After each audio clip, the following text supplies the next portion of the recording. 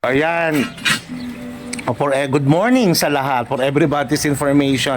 Ito po yung, ano tawag dyan? Tagas. Pumutok yung tubo, no?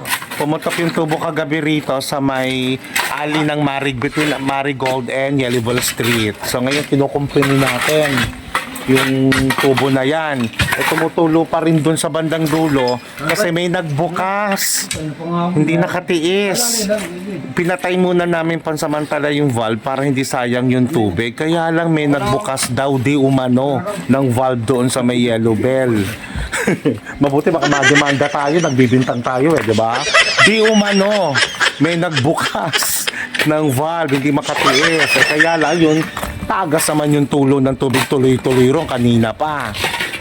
Yan, ganun po yun, no? Tuloy-tuloy yung tagas kasi may nagbukas nga ron. So, hindi ata nakatiis na hindi magkaroon ng tubig agad-agad.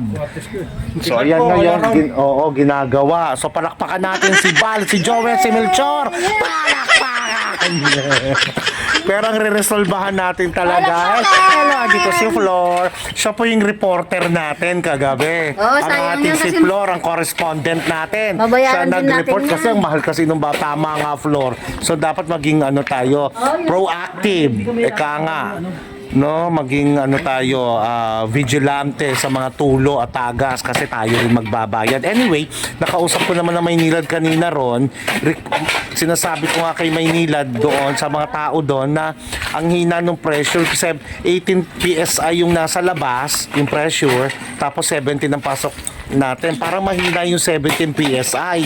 So nire-request na lang natin baka mas maitaas pa. So titingnan pa daw nila at nire-request natin at pag-aaralan pa raw sa Maynilad kung ano gagawin. Malaman natin yan. So ngayon ang problema talaga, tubig. Mahina, no? Mahina talaga.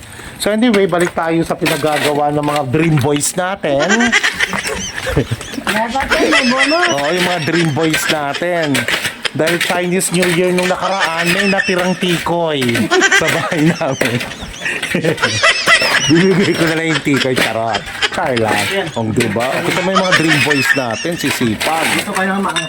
Yan, okay, sige. Update tayo kung ano na mangyayari sa tubig natin. Okay, bye!